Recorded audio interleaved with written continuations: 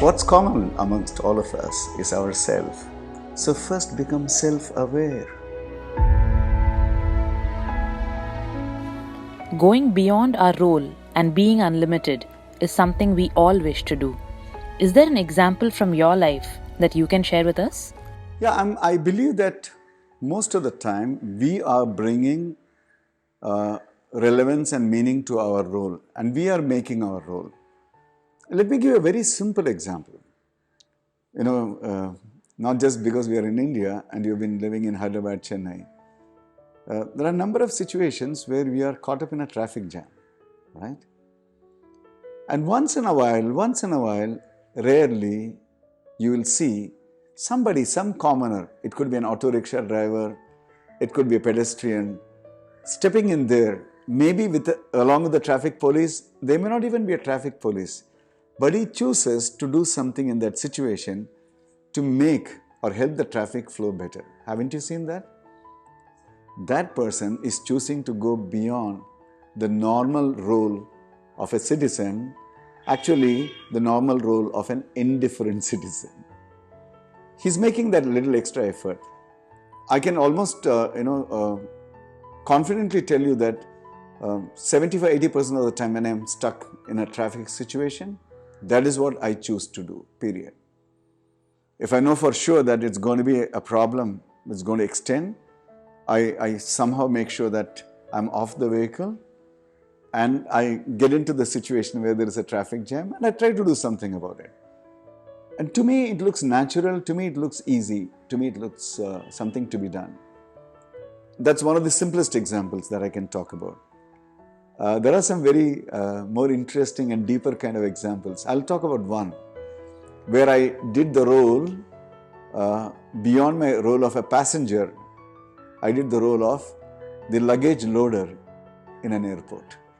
Okay? And this happened, I think it was 1987 in Calcutta, this happened. I was about to take a return flight at the Calcutta airport back to Chennai. And I had a workshop to be conducted the next morning. So my taking that flight was very, very important. And I think the flight was scheduled to take off by about 5:45 or something in the evening. I came back, rushed back to the airport because I had meetings going on almost till about 3 o'clock. And when I come to the airport is chock-a-block full with people. You know why? There is a strike. No flights are taking off. I was really, taken aback. And then suddenly this whole overload of tomorrow's workshop, what do I need to do? All these things started working in my mind. And I started becoming a little anxious.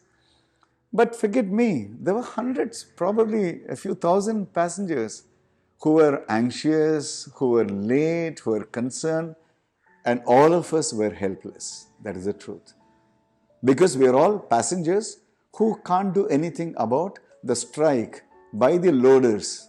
And in those good old times, we are talking about just Air India and Indian Airlines. And I'm talking about the domestic flight of Indian Airlines.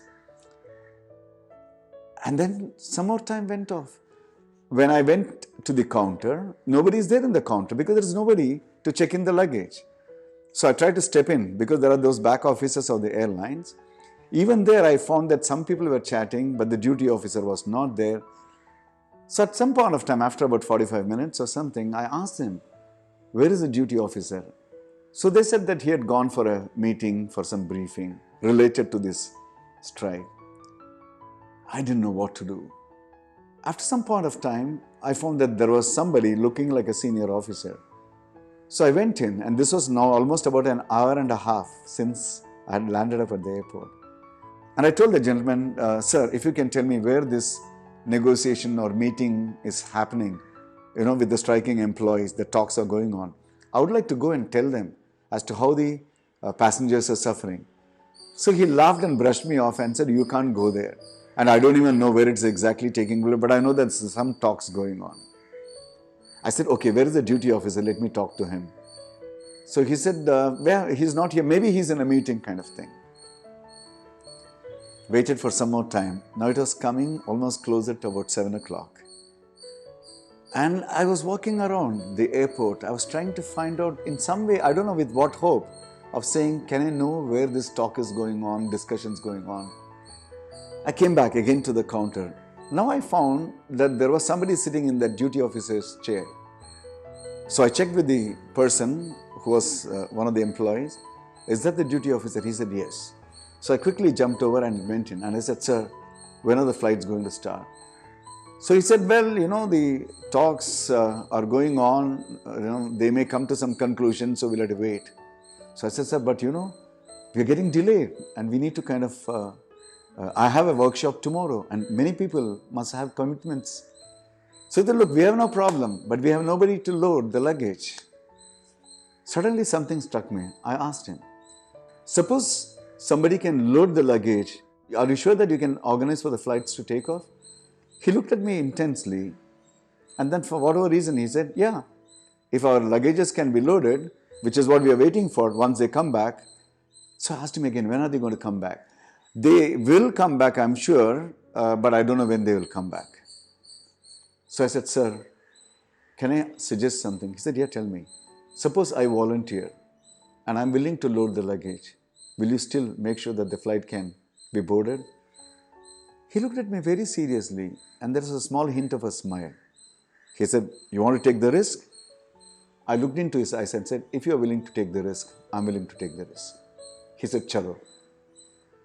We both came to the counter. I stood behind where typically you receive the luggage.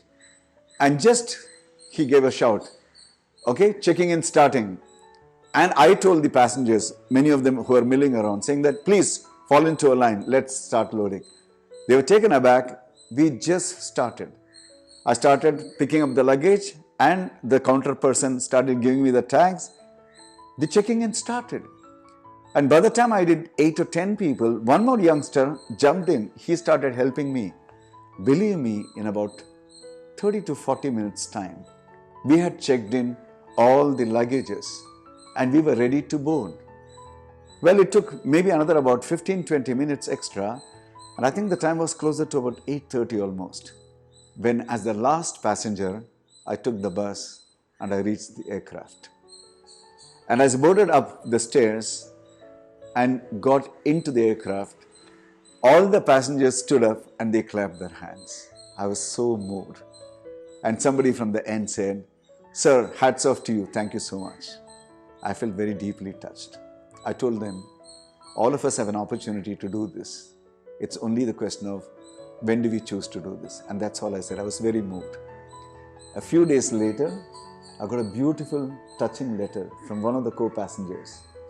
Dear Mr. Krishnamurthy, as a co-passenger sitting next to you on flight IC265, Calcutta Madras on 20th August 1987, I wish to express my sincere thanks and gratitude for all that you did for all of us who were traveling that day on that flight. Had it not been for your initiative, we wonder whether the flight would have left Calcutta at all.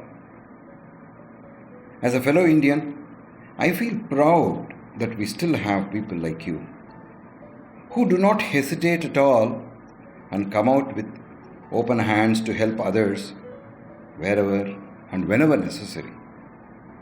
Our country would do well to have many more people like you.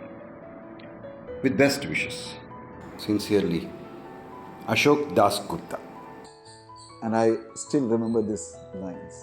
And he said, if only more Indians were like you, we would be a different country. If only more of us choose to go beyond our roles, we could create a different world. And I'm not saying that there are no risks involved. I'm saying there are always risks involved in going beyond the normal role. But I'm saying there is no great breakthrough that ever happens in life if you don't choose to go beyond. And that's all about living life unlimited. Thank you.